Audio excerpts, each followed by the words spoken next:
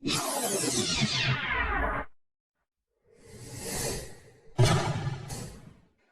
हम कक्षा 9 का पाठ एवरेस्ट मेरी शिखर यात्रा के 50 से 60 शब्दों वाले प्रश्नोत्तर करेंगे। इस पाठ को बचेंद्री पाल ने लिखा है। तो चलिए देखते हैं। प्रश्न 1 है, उपनेता प्रेमचंद ने किन स्थितियों से अवगत कराया?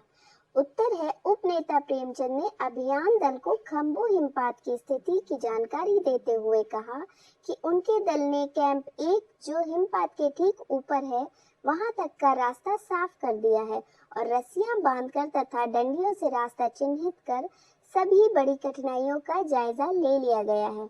उन्होंने इस पर भी ध्यान दिलाया कि ग्लेशियर बर्फ की नदी है और बर्फ का गिरना अभी जारी है। हिमपात कभी भी फिर से हो सकता है।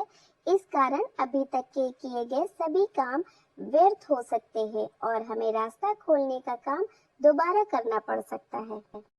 प्रश्न 2 है, हिमपात किस तरह होता है और उससे क्या क्या परिवर्तन आते हैं? उत्तर, बर्फ के खंडों का अव्यवस्थित ढंग से गिरना ही हिमपात कहलाता है। ग्लेशियर के बहने से बर्फ में हलचल मच जाती है। इस कारण बर्फ की बड़ी बड़ी चट्टानें गिर जाती हैं तथा स्थिति ऐसी खतरनाक हो जाती है कि धरातल पर दरार पड़ने की संभावना बढ़ जाती है। अक्सर बर्फ में गहरी चौड़ी दरारें बन जाती हैं। हिमपात से पर्वतारोहियों की कठिनाइयां बहुत अधिक बढ़ जाती हैं। प्रश्न 3, लेखिका ने तंबू में गिरे बर्फ पिंड का वर्णन किस तरह किया है?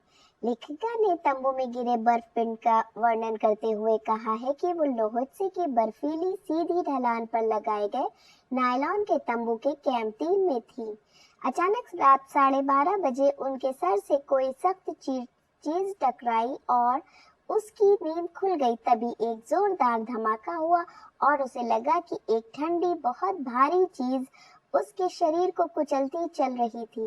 इससे उसे सांस लेने में कठिनाई होने लगी। प्रश्न 4, लेखिका को देखकर कि हक्का बक्का क्यों रह गया था? उत्तर, की को शिखर कैंप पर पहुंचने में देर हो गई थी। वो सामान ढोने के कारण पीछे रह गया था। अतः बचेंद्री उसके लिए चाय जूस आदि लेकर बर्फीले तूफान की परवाह न करते हुए उसे लेने के लिए पहुंची। की को ये कल्पना नहीं थी कि बचेंद्री उसकी चिंता करेंगी और उसे लेने के लिए आएंगी। इसलिए जब की ने बचेंद्री को चाय जूस लेकर आया देखा तो वो हक्का बक्का रह गया। प्रश्न 5, एवरेस्ट पे चढ़ने के लिए कुल कितने कैंप बनाए गए? उनका वर्णन कीजिए। पाठ से पता चलता है कि एवरेस्ट पे चढ़ाई के लिए कुल 5 कैंप बनाए गए।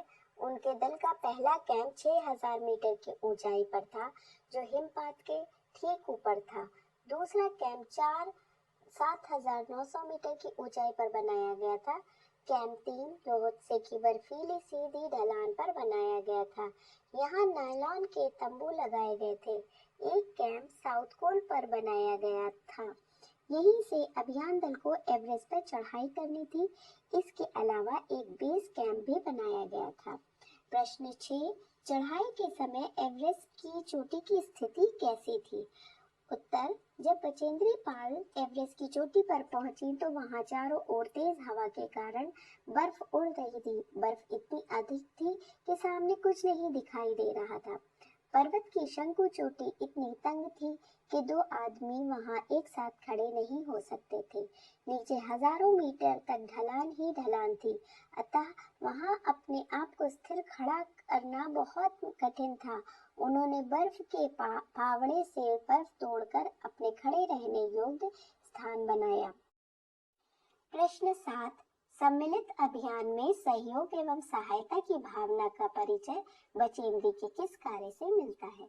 उत्तर, एवरेस्ट पर विजय पाने के अभियान के दौरान लेखिका अपने साथियों जय, की और मीनू के साथ चढ़ाई कर रही थी, परंतु वो इनसे पहले साउथ कोल कैंप पर जा पहुंची।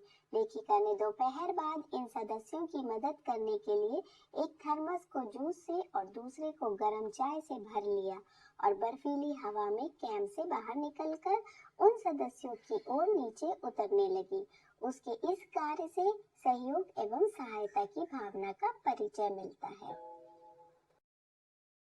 इस पृष्ठ पर पाठ से संबंधित अन्य प्रश्नों के उत्तर दिए जा रहे हैं।